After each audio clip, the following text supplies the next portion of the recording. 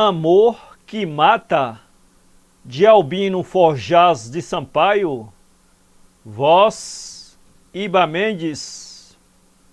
Desde a morte da mãe, que vivia com aquela rapariga, já lá iam 2 anos. Ele, moreno, franzinote, era considerado na fábrica um bom operário e só tinha simpatias. O pai, o mestre João Caldeireiro, era do sítio, ali vivera e ali morrera. Ele ali crescera e ali tencionava acabar. Dos seus velhos, o pai já há muito partira para a viagem donde não se volta.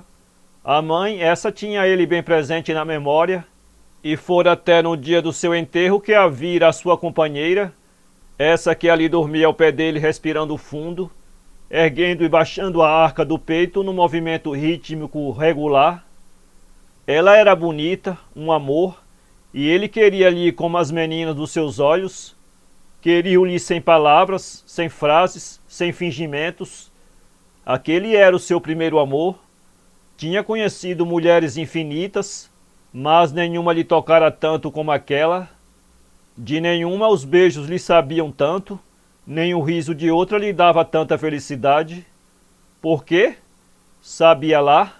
O que sabia era que ele queria doida, louca, estremecidamente. Se ela lhe faltasse, de que lhe serviria viver? Se não fosse ela, como lhe seria a vida? Foi devagar e beijou-a. Ela estremeceu e continuou dormindo. Ele virou-se e as pálpebras desceram-lhe. Ficou muito tempo assim, correndo atrás de um fio de pensamento. Depois um relógio bateu horas, fazia frio, adormeceu. Tanto quanto ele tinha de sofredor, de resignado, de fiel, tinha ela de levantada, de alvéola, de volúvel. Já por vezes tinham corrido zunzuns e ele chegava a casa iracundo, disposto a deixá-la em lençóis de vinho. Mas logo ela, meiga, ajeitava um riso, jurava e rejurava serem tudo indrôminas de calúnias, feitas para trazer o mal viver à casa de cada um, e logo ele se aquietava, se domava, perdia todo o mau humor. Às vezes os colegas diziam-lhe coisas, chegavam mesmo a citar nomes, a narrar fatos. Ele moía, e à noite ao lado dela, do seu corpo sadio, apetitoso e forte, corpo que era todo o delírio de uma embriaguez, cismava. Uma noite teve um pensamento estranho, pensou em matá-la. Com as suas mãos calosas mediu-lhe o pescoço, mas não teve alma de apertar.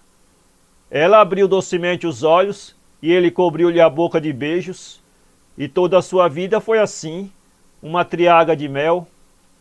Perderam o apetite, o espírito alabirintava-se, o sossego não tinha quietação nele, consumia-o, devorava uma febre lenta, feita de ansiedade e desconfiança.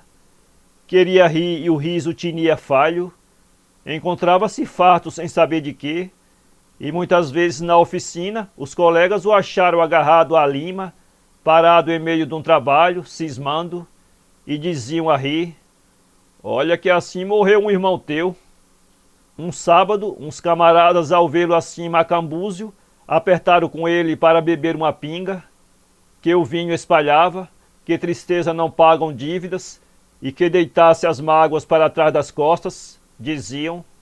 Foi, e conversa cá, conversa lá, discutindo tudo, a guerra europeia e o preço do pão, os submarinos e a renda das casas. Um ofereceu um revólver para vender. Era uma arma pequena, espanhola, acabada a soco, niquelada por favor, que o seu proprietário vendia por macuta e meia, para ver se livre dela. Com aquele pensamento verrumante, comprou-a. Os colegas chaquearam, se é para ir para a França ou se agora as galinhas se matavam a tiro. Ele, calmo, alegre, retorquia que não fazia mal ter uma arma. Às vezes é precisa, concluía. Quando saiu da taberna, ela esperava o alegre e descuidada para cear. Quando deitaram, fizeram projetos de futuro, de amizade, de vida longa e feliz. E no fundo da algibeira o revólver foi esquecido.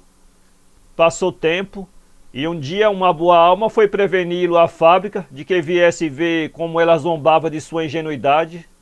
Veio, e quando chegou ainda encontrou provas, na mesa posta extraordinariamente e na cama revolvida de fresco. O outro safara-se, deixando o chapéu sobre uma cadeira, e ele estava ali, tonto, espumante de cólera, sem forças, amachucado pela realidade. O rosto começava a cobrir-se-lhe de um suor gelado, um compasso de ferro cravava-lhe as agudas pontas nas fontes, que turbilhonavam e referviam. Berrou, barafustou, ela redarguiu em som de guerra, e palavra puxa palavra, ele disse-lhe as dura, e ela volveu-lhe sem pejo e sem pudor. Toda a sua hipocrisia saltava e espandanava de sua boca violenta, e toda a sua vida parecia agora nu, ervoeira que tem apenas cio, cabeça louca que tem apenas vento. Ele ia, vinha, parecia doido. No momento pareceu-lhe que tombava. A camisola, encharcada, colava-se-lhe ao corpo. A boca seca, gretada, enchia-se-lhe de uma saliva grossa, espessa, pegajosa. Ela continuava a gritar, enfardelando uma trouxa, dizia para si ir embora. E foi quando ele meteu a mão ao bolso para buscar o lenço, que encontrou a coronha fria do velho revólver. Viu vermelho, e foi quando ela se ergueu para lhe chamar não sei que palavra da vaza, que ele puxou da arma e desfechou. Quantos tiros, não sabe. Sabe só que ela baldou e caiu como uma massa, escorrendo um fio de sangue muito tênue do frontal. Aturdido, largou a arma, arremessou-a e, ainda fora de si, deitou-se sobre o corpo da mulher, a quem queria, louca, apaixonada, doidamente, a agitá-lo, a reanimá-lo, a beijá-lo aos soluços, a chorar como uma criança. E quando a polícia e os vizinhos entraram de roldão, deram com ele abraçado à morta, soluçando aos beijos e a chorar longa e copiosamente como uma criança.